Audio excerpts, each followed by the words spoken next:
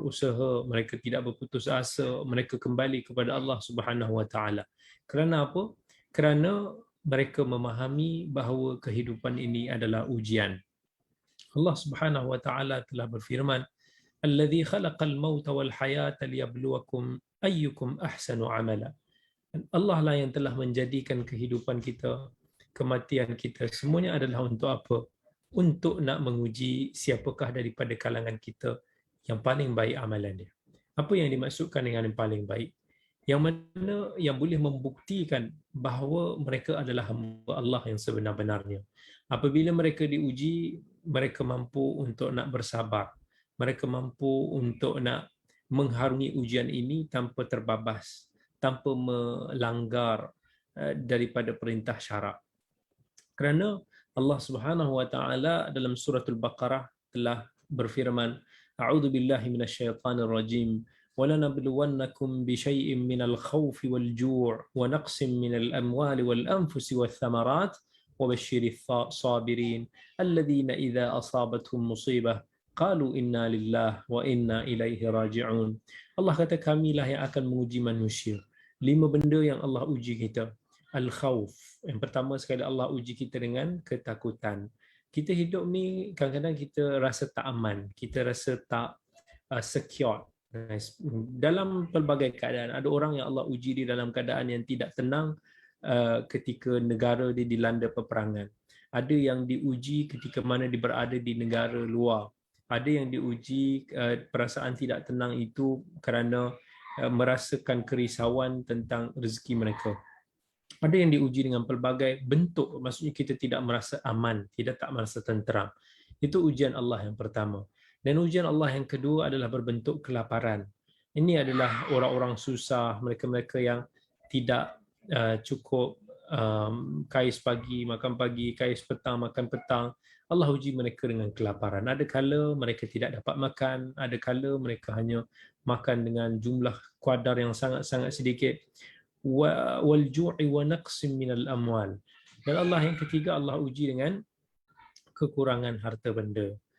Wa thamarat, kekurangan hasil apa? Hasil harta benda. Orang-orang susahlah ujian ni. Allah uji, ada yang hilang pekerjaan, ada yang bergaji kecil umpamanya. Dan Allah uji juga kita dengan kehilangan jiwa. Dan kita mungkin akan kehilangan insan-insan yang tersayang di sekeliling kita. Jadi ini semua bentuk-bentuk ujian yang Allah berikan kepada kita. Dan Allah nak lihat siapakah daripada kalangan kita yang bersabar. Allah kata, wa basyirus sabirin, berilah berita yang gembira, berita yang baik kepada orang-orang yang bersabar. Iaitu apa dia? Alladzina idza asabatuhum musibah qalu inna lillahi wa inna ilaihi raji'un. Bila mana mereka ditimpa ujian dan musibah, mereka akan mengucapkan inna lillahi wa inna ilaihi raji'un. Sesungguhnya kita ini adalah milik Allah dan kepadanya lah kami kembali. Apa balasannya?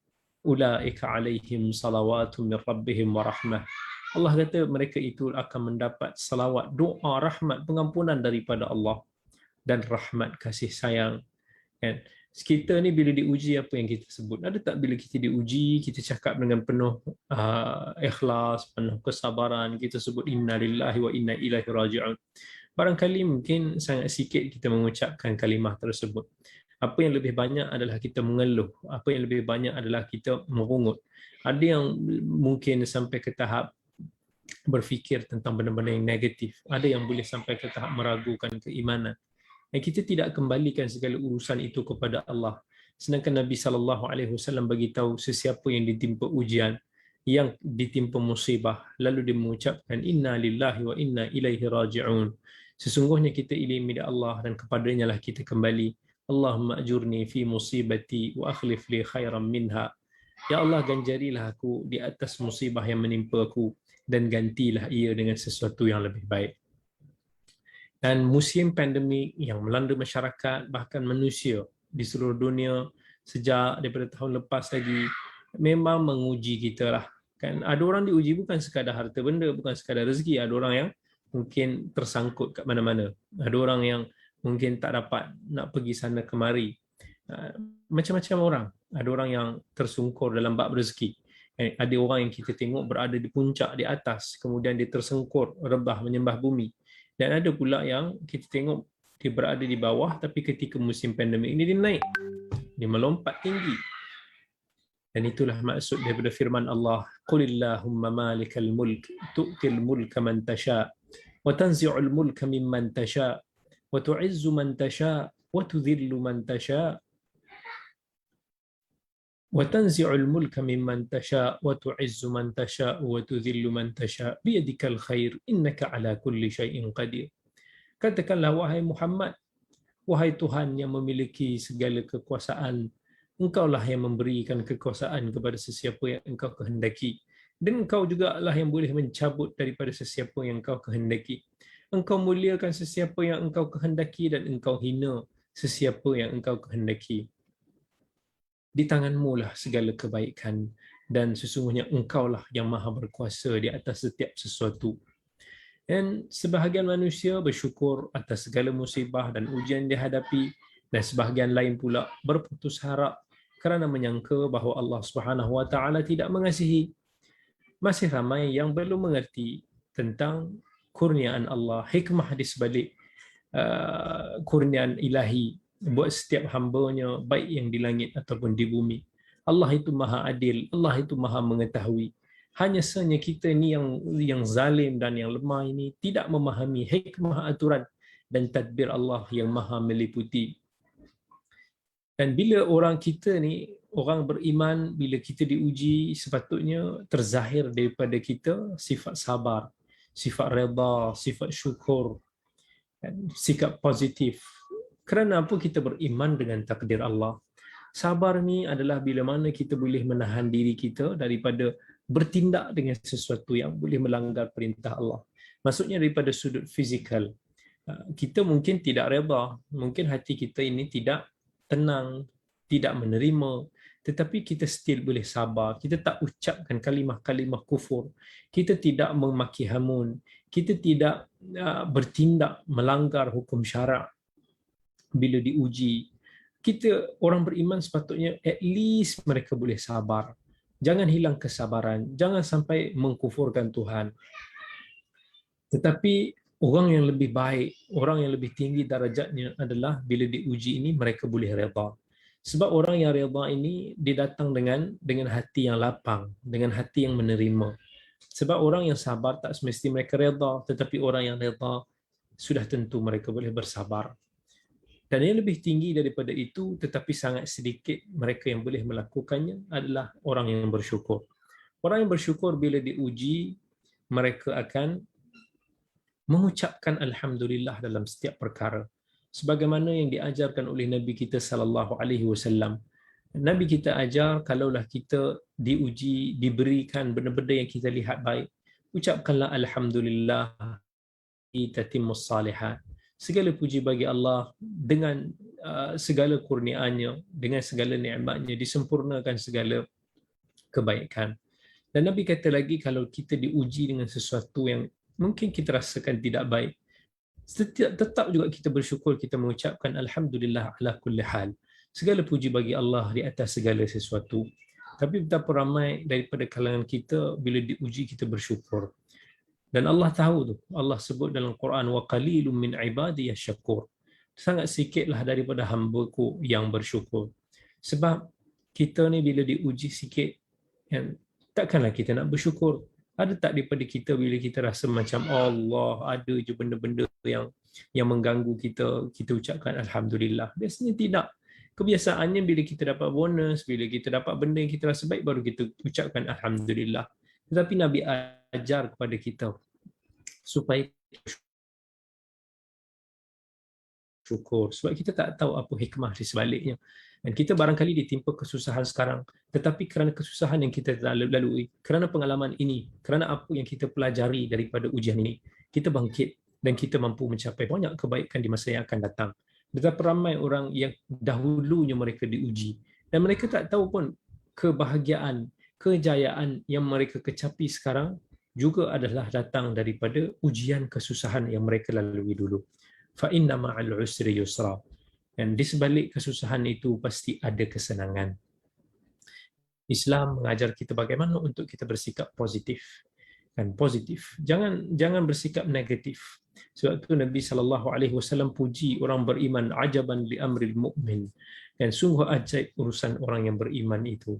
Dan kerana apa? Dia melihat semua perkara itu positif, semua perkara itu baik. In asabathu sarra'un syakar fakana khairan lah. Wa in asabathu dharra'un sabar fakana khairan lah. Kan kalaulah mereka ditimpa dengan sesuatu yang baik, mereka akan bersyukur. Tetapi bila mana mereka ini ditimpa dengan sesuatu yang tidak baik, mereka akan bersabar. Itulah orang beriman. Orang yang beriman dengan takdir. Orang yang beriman dengan qada dan qadar, rukun ke-6 dalam rukun iman. Kita tahu semua itu, tetapi kita tidak mampu untuk menghayati. Kita tak mampu untuk nak menjiwai, apatah lagi untuk nak mempraktikkan. Ada apa dengan semua yang saya sebutkan ini? Iaitu Nabi SAW nak kita belajar untuk kita bersikap positif. Dan even kalau kita diuji, Nabi kata kat kita, "Unduru ila man huwa asfala minkum, wala tanzuru ila man huwa fawqakum." Dan Nabi suruh kita tengok kepada orang yang lebih susah daripada kita, orang yang di bawah kita. Jangan kita tengok orang di atas daripada kita. Itulah yang akan buat kita tak bersyukur.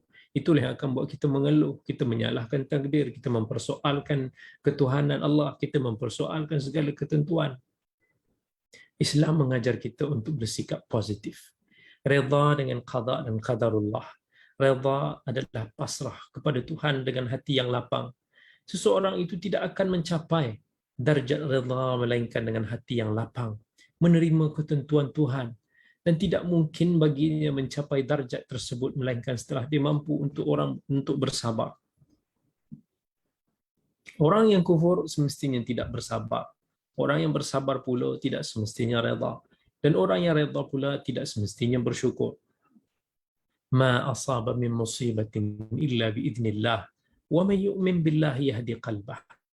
Allah sebut dalam surat Taghabun, tiadalah kesusahan yang menimpa seseorang melainkan dengan izin Allah, dan sesiapa yang beriman kepada Allah, Allah akan memimpin hatinya untuk menerima apa yang telah berlaku itu dengan tenang dan sabar. Orang yang beriman akan sentiasa positif dengan setiap ketentuan Allah Subhanahu wa taala. Setelah mereka berusaha sebaiknya dalam melaksanakan asbab. Itulah ciri istimewa golongan mukmin, sebagaimana yang telah dikhabarkan oleh Rasulullah sallallahu alaihi wasallam dalam hadis yang telah kita bacakan tadi tentang alangkah ajaibnya urusan orang yang beriman itu. Sahabat-sahabat semua yang dirahmati oleh Allah, dunia ini hanyalah sementara. Bila kita diuji, ujian itu juga sifat sementara. Setiap yang sementara itu akan berlalu pergi, sama ada cepat ataupun lambat. Tetapi orang yang beriman, mereka tahu mereka ada akhirat yang mereka akan pergi. Bukan hanya semata-mata dunia. Kita diuji di dunia ini 20 tahun sekalipun, ia hanyalah sementara. Tetapi apa yang kita nak tuai, kesabaran kita, kesyukuran kita, hasil daripada ujian, ketahanan kita itu, yang kita nak bawa pergi adalah ke akhirat yang kekal abadi. Itu rahsia kenapa para anbiya, seperti Nabi Ayyub alaihi salam yang boleh bersabar, dalam setengah riwayat mengatakan 18 tahun lamanya dia ditimpa penyakit kusta, dan sampai kehilangan harta, kehilangan wang ringgit, kehilangan isterinya. Dalam keadaan dia boleh menerima segala ketentuan itu kerana dia tahu apa akibat daripada kesabarannya adalah akhirat yang kekal abadi. Nabi SAW bersabda, "Man kanatil akhiratu hammah, ja'ala Allahu ghinahu fi qalbihi wa jama'a lahu shamlah wa atathu ad-dunya wa hiya raghibah. Wa man kanatid dunya hammahu, ja'ala Allahu faqrahu baina 'ainayhi wa farraqa 'alayhi shamlah wa lam ya'tihi min ad-dunya illa ma qaddara lah." Sesiapa yang niatnya untuk mendapatkan ganjaran di akhirat, Allah akan memberikan kecukupan di dalam hatinya. Allah akan satukan urusannya yang berselerakkan, lalu dunia akan datang kepadanya tanpa bersusah payah. Sedangkan sesiapa yang niatnya hanya kerana mencari kehidupan dunia, maka Allah akan membuat kemiskinan selalu menghantui kedua-dua matanya, mencerai-beraikan urusannya, lalu dunia tidak akan datang kepadanya meskipun dia telah bersusah payah, kecuali dengan kadar apa yang telah ditentukan baginya. Hadis riwayat Tirmizi. Dalam hadis riwayat Ibnu Majah, Nabi SAW menyebut, man ja'ala al-humuma hamman wahidan hammal ma'adi kafahu Allahu hamma dunyah wa man tasha'abat bihi al-humum fil ahwal ad-dunya lam yubalillahu fi ayyi awdiyatihi halak. Sesiapa yang menjadikan segala macam keinginannya hanyalah satu, iaitu keinginan tempat kembali akhirat, nescaya Allah akan mencukupkan baginya keinginan dunianya. Dan sesiapa yang keinginannya beraneka ragam pada urusan dunia, maka Allah tidak akan mempedulikan di mana pun dia binasa. Kita selalu mencari keduniaan, harta dan menggunakannya untuk kesenangan diri kita sendiri.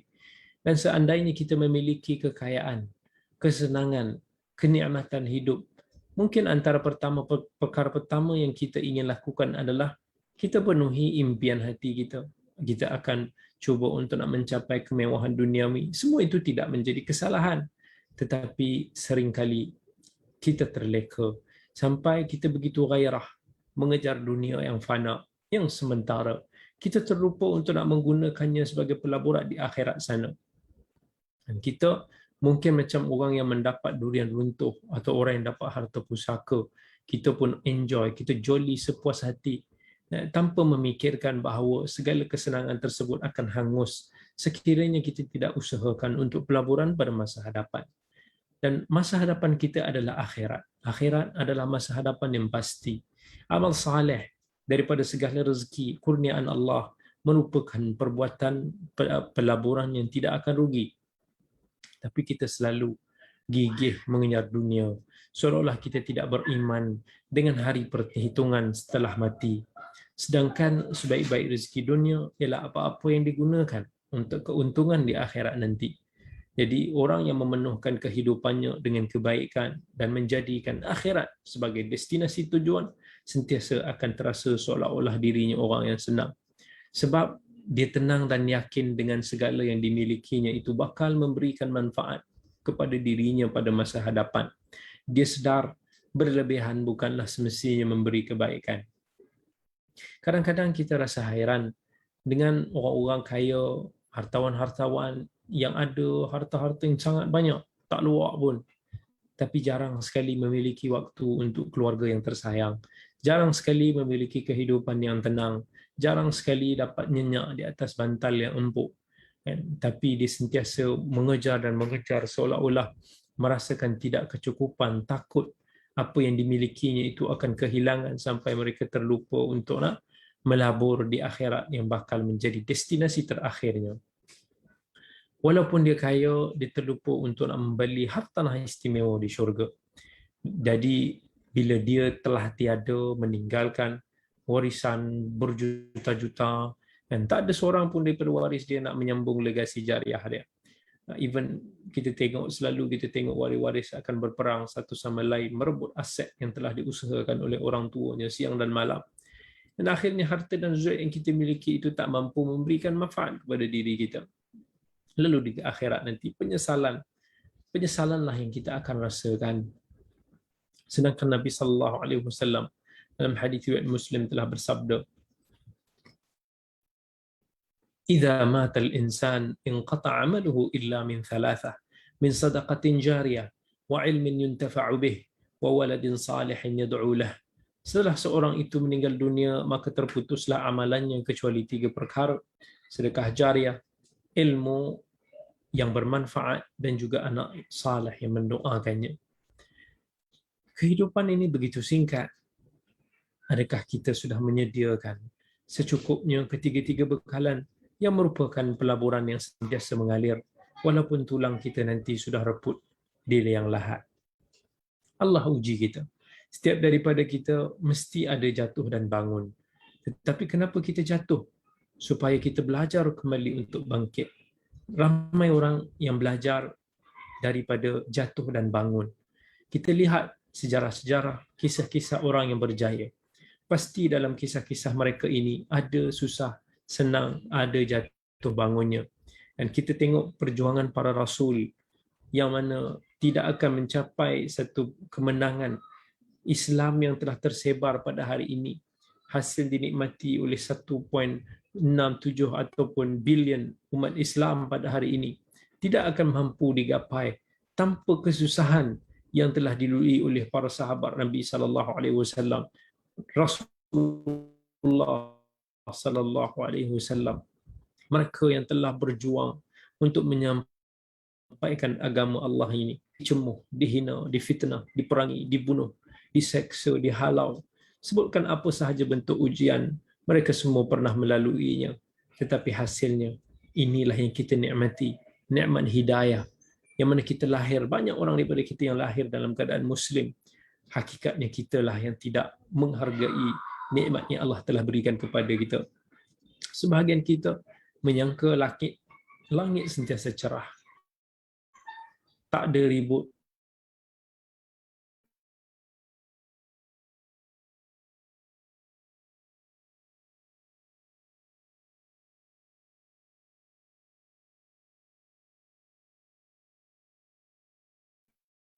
tak. Apa yang penting, jangan berputus asa, jangan berputus harap daripada rahmat Allah yang maha pemurah. Dan tak semestinya anak kita yang nakal ataupun kelihatan kurang menjadi pada hari ini, tak ada harapan untuk menjadi tokoh ilmuwan yang terbilang. Boleh jadi kesilapan yang dilakukan merupakan guru terbaik bagi kehidupan. Kalau kita tengok contohnya cerita salah seorang anak murid kepada Imam Malik, Abdullah bin Maslamah Al-Qa'nabi, seorang ahli hadis yang tersohor. Semasa dia muda, dia seorang yang suka berfoya-foya, suka melepak dengan kawan-kawan, banyak habiskan waktunya dalam perkara-perkara yang tak berfaedah. Sampai satu hari ketika Al-Qa'nabi sedang duduk di hadapan rumahnya di Basrah, ketika itu dia melihat seorang orang syekh yang sedang berjalan diikuti oleh ramai orang. Jadi dia tertanya-tanya, siapa tu? Siapa gerangan syekh yang ramai orang duk kerumun kat dia? Mereka jawab, itulah Syu'bah bin Al-Hajjaj. Dia pun tak kenal siapa Syu'bah bin Al-Hajjaj, sedangkan Syu'bah lebih masyhur daripada khalifah pada ketika itu. Seolah-olah mereka ingin mengatakan kepada Al-Qa'nabi, takkanlah kamu tak kenal Syu'bah, seorang ulama yang sangat tersohor di rantau ini. Maka Al-Qa'nabi bertanya, siapa itu Syu'bah? Orang pun cakap, dia adalah seorang ahli hadis yang menyampaikan hadis-hadis daripada Nabi. Nabi pun tidak berapa faham apa itu hadis-hadis Nabi.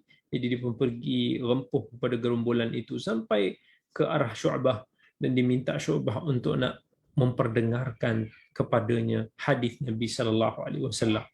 Syu'bah hanya mampu melihatnya. Syu'bah tahu perangai dia. Syu'bah tak kata apa-apa. Sampai Al-Qa'nabi pun marah dengan Syu'bah yang macam tak peduli pada dia. Sampaikan dia ugut kepada Syu'bah, lebih baik kamu sampaikan kepada aku satu hadis ini, ataupun aku akan tikam kamu dengan pisauku ni. Maka Syu'bah pun mendiamkan diri seketika, kemudian dia pun menyampaikan satu hadis. Dia pun sebut sanadnya, Mansur menyampaikan hadis ini kepada kami daripada Rabi'i, daripada Abi Mas'ud Al-Badri radhiyallahu an, bahawa Nabi sallallahu alaihi wasallam bersabda, sesungguhnya ungkapan yang telah dikenali orang daripada ucapan nabi-nabi terdahulu adalah, jika engkau tiada malu, maka perbuatlah apa yang engkau suka. Dan bila didengar saja hadis itu, dia rasa macam menusuk hati dia, seolah-olah hadis itu memang ditujukan kepada diri dia, yang diri dia macam tak ada sifat malu sampai sanggup memperlakukan seorang ulama yang terkemuka di hadapan ni di depan orang ramai. Padahal Qa'nabi pun melepaskan pisau yang dia pegang dan dia begitu terkesan, sampaikan dia nak mengubah diri dia. Dia balik, dia buang balik semua minuman-minuman keras dia. Dia pesan kepada ibu dia supaya jangan bagi tahu kawan-kawan dia ada. Dia nak pergi belajar, dia nak pergi menuntut ilmu.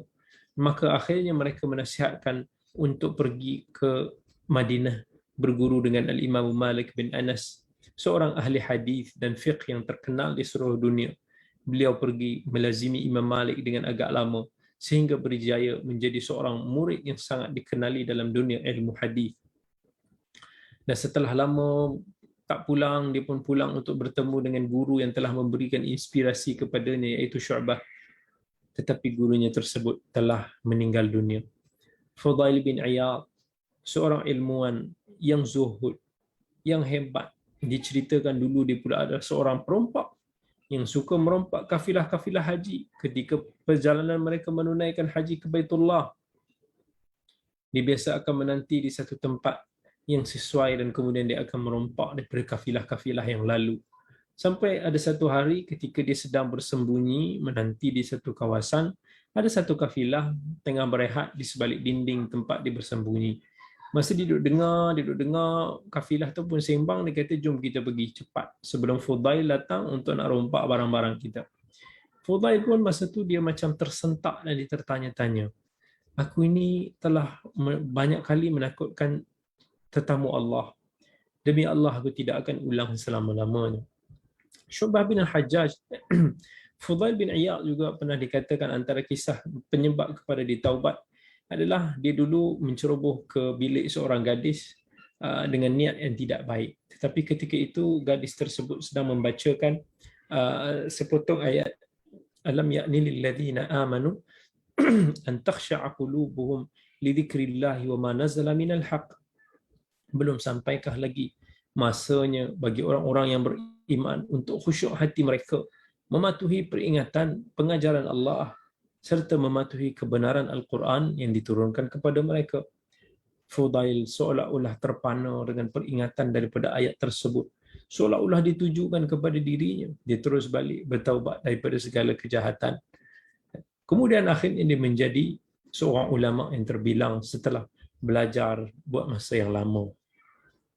Kisah-kisah ini semua menunjukkan bahawa setiap daripada kegelapan itu, jika kita ada usaha untuk nak mencari cahaya, kita pasti akan menemuinya insya-Allah.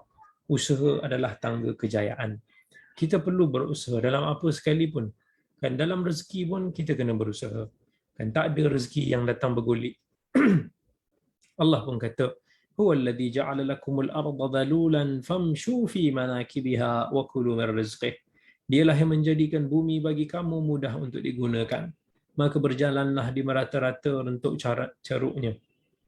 Makanlah daripada rezeki yang dikurniakan oleh Allah. Usaha itu tangga kejayaan. Allah jadikan bumi ini terbentang luas untuk hamba-Nya mencari rezeki yang bertebaran. Allah juga jadikan pelbagai nikmat kehidupan. Allah jadikan pelbagai asbab apa sahaja yang kita wujud untuk nak memenuhi kehendak dan keperluan kita. Jadi kalau kita nakkan faedah, kita nakkan apa yang kita nak cari, kita kena usaha. Dia tak boleh menanti sahaja. Tetapi setiap usaha yang gigih itu kena diseimbangkan dengan tawakal. Kita kena ada sifat kebergantungan kita kepada Allah Subhanahu Wa Taala supaya kita tidak menjadi seperti Qarun bila sudah berkuasa, bila dia sudah kaya, dia mendabik dada sampai apa yang dimilikinya itu dirasakan adalah daripada hasil usaha kecerdasan dia sendiri, sampai benda itu dah penuh dalam hati dia, dia kehilangan Allah Subhanahu Wa Taala dalam kehidupannya. Kerana itu dia kata qala innama utituhu ala ilmin indi. Kan aku diberikan segala harta kekayaan ini hanyalah disebabkan kepandaian yang ada pada diriku. Dan Allah ingatkan dia, awalam ya'lam anna Allah qad ahlaka min qablihi minal qurun man huwa ashaddu minhu quwwatan wa aktharu jama'ah. Dan adakah dia tidak tahu bahawa Allah telah musnahkan sebelum dia orang-orang yang lebih kuat daripada dia dan yang lebih kaya daripada dia. Dan akhirnya Allah telah menghukum Qarun, membendamkannya dan seluruh hartanya di perut bumi kerana dia hilang kebergantungan dia kepada Allah Subhanahu Wa Taala. Sebab tu dalam kita menghadapi ujian, benda pertama sekali yang perlu kita ada adalah sifat tawakal. Tawakal. Sebab tawakal itu adalah penawar bagi segala tekanan kehidupan. Penawar bagi segala kesedihan. Sebab kita tahu kita ada Allah Subhanahu Wa Taala. Kita ada Allah untuk kita bergantung harap. Kita ada Allah untuk kita berdoa. Kita ada Allah yang Maha mendengar, lagi Maha pengasih. Dalam hadis Ibnu Majah Nabi sallallahu alaihi wasallam, hadis Ahmad juga, "Lau annakum tatawakkaluna 'ala Allahi haqqa tawakkulih, la razaqakum kama yarzuqut tayr taghdu khimasan wa taruhu bitana."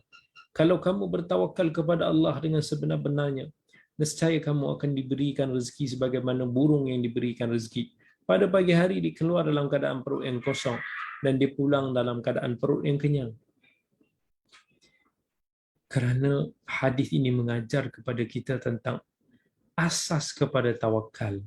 sebagai kunci utama untuk meraih ketenangan, kesenangan, kejayaan dalam kehidupan. Kalau kita betul-betul memahami dan memiliki sifat tawakal ini, Allah pasti akan bukakan jalan.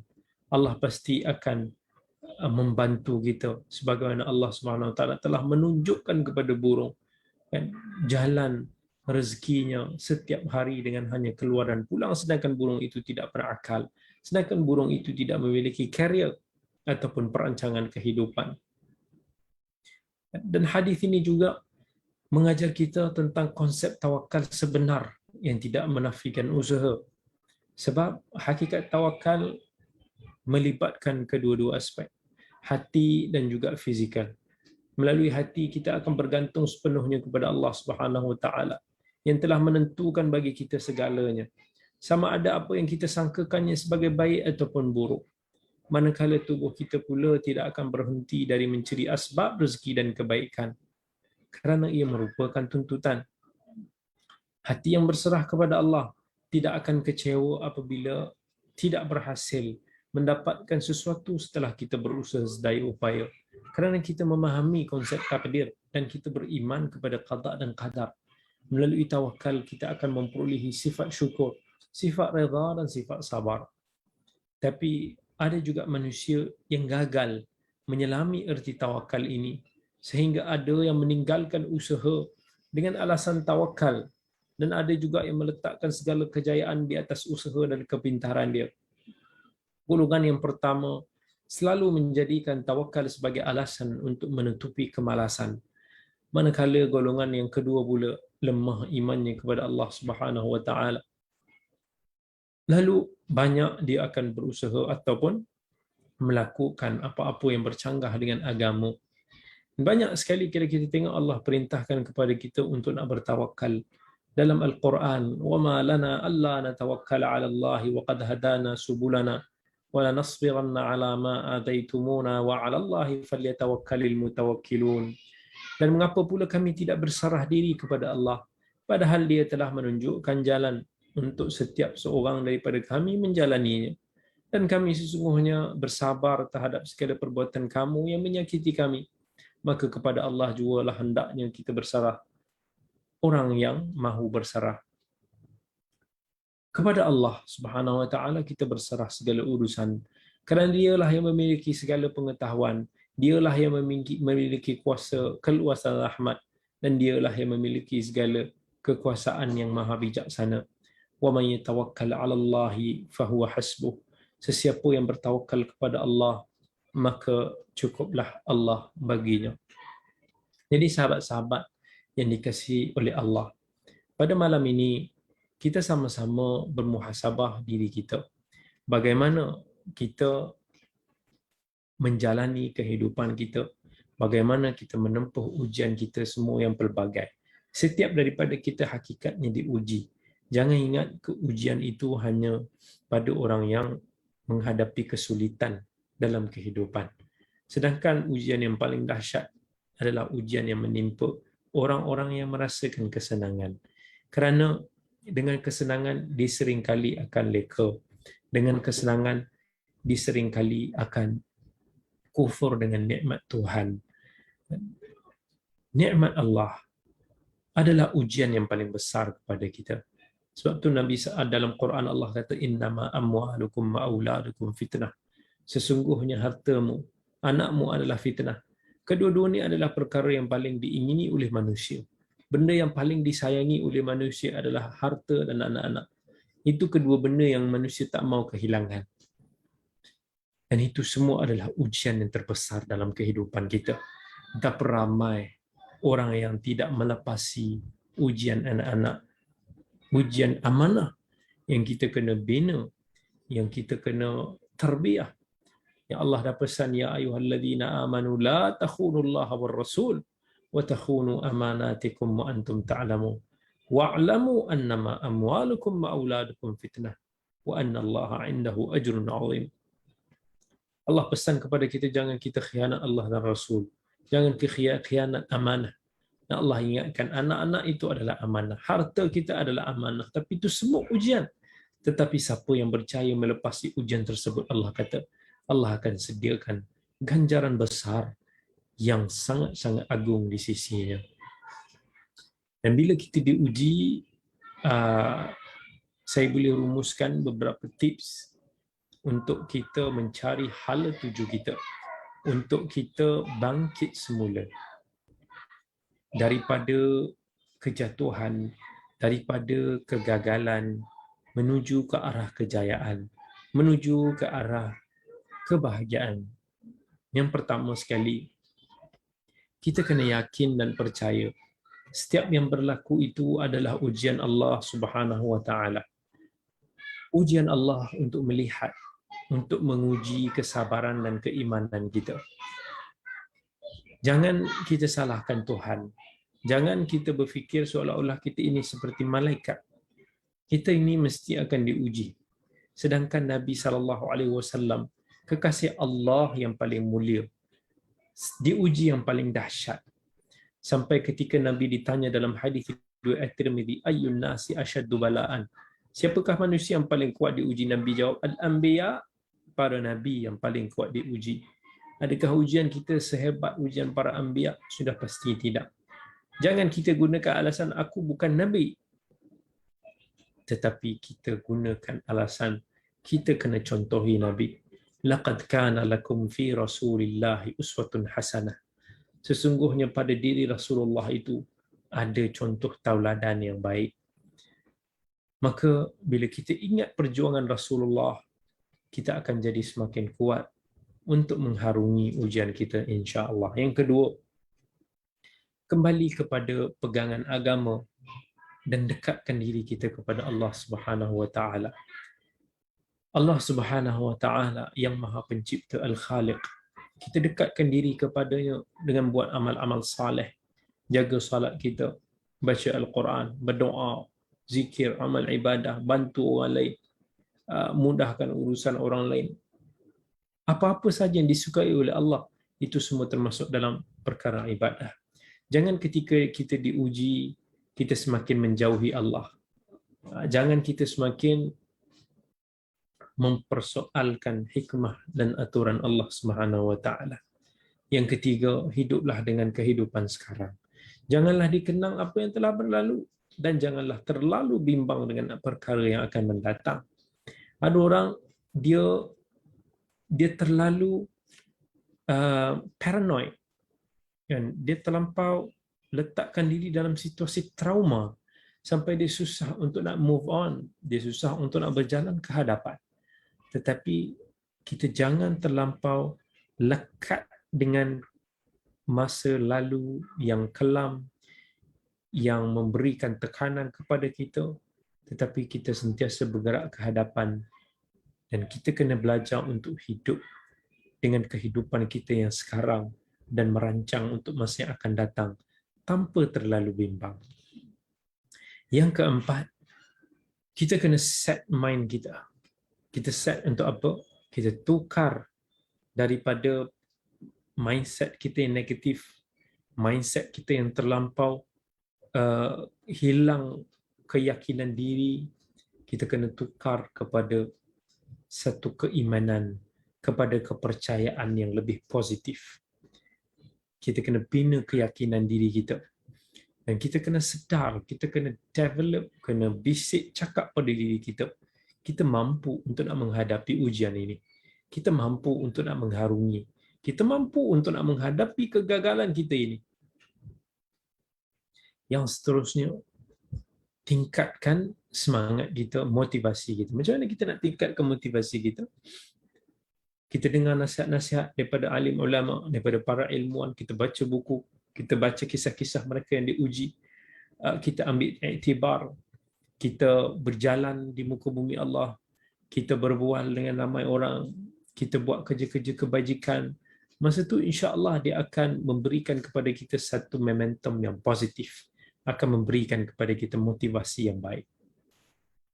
Dan kita kena kenal diri kita dan kita kena terima keadaan diri kita seadanya. Kita kena tahu apa kelebihan kita, apa kekurangan kita.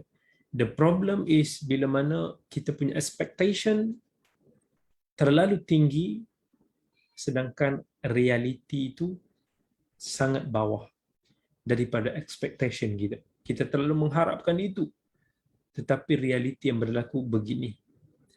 Orang ni dirasakan sepatutnya dunia ni bergerak seperti apa yang difikirkannya. Tetapi rupanya dunia ini tidak bergerak seperti apa yang kita nak. Maka lebih tinggi gap antara expectation dan realiti itu, maka lebih besarlah tekanan yang kita akan hadapi. Kita kena programkan mind kita dengan kata-kata yang positif. Kegagalan bermakna kita akan berinovasi dan kita akan maju, belajar. Kita tengok anak-anak kita pun, dia menghadapi kehidupan daripada kecil sampai besar, jatuh dan bangun, senang dan susah. Kan? Tetapi mereka belajar dan belajar, sampailah mereka berkembang, menjadi dewasa, menjadi orang yang lebih matang, menjadi orang yang berilmu. Dan akhirnya mereka menjadi insan yang hebat, mampu menyumbang untuk agama dan ummah.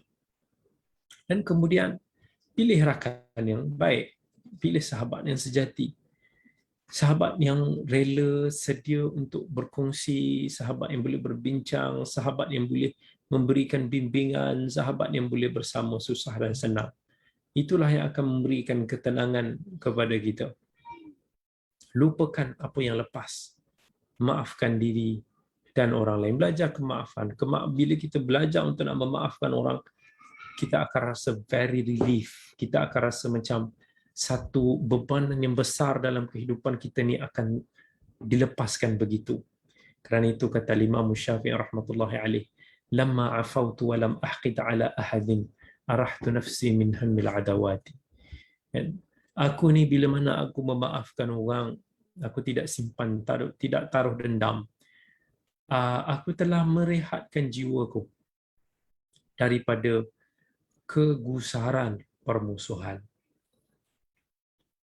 Dan kita kena ingat, kita kena kawal, control our mind, cara kita berfikir. Sebab kita adalah apa yang kita fikir, kita adalah apa yang kita cakap, kita adalah apa yang kita rasa dan apa yang kita buat. So everything comes from here. Tetapi what comes from here always infected in what inside here. So apa yang kita jaga dalam hati ni, betul kata Nabi SAW.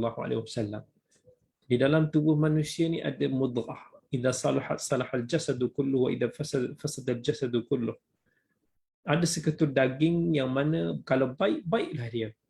Kalau teruk, teruklah dia. Sebab inilah yang akan mengawal, yang akan hantar neuron-neuron ke dalam otak kita, gelombang-gelombang ke dalam otak kita yang akan mempengaruhi tindakan kita dan emosi kita.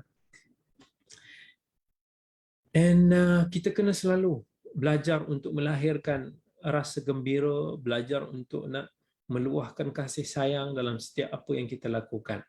Orang yang kekurangan kasih sayang, orang yang kurang empati dalam kehidupannya adalah orang yang selalu akan merasakan tekanan, merasakan kemurungan, kesedihan.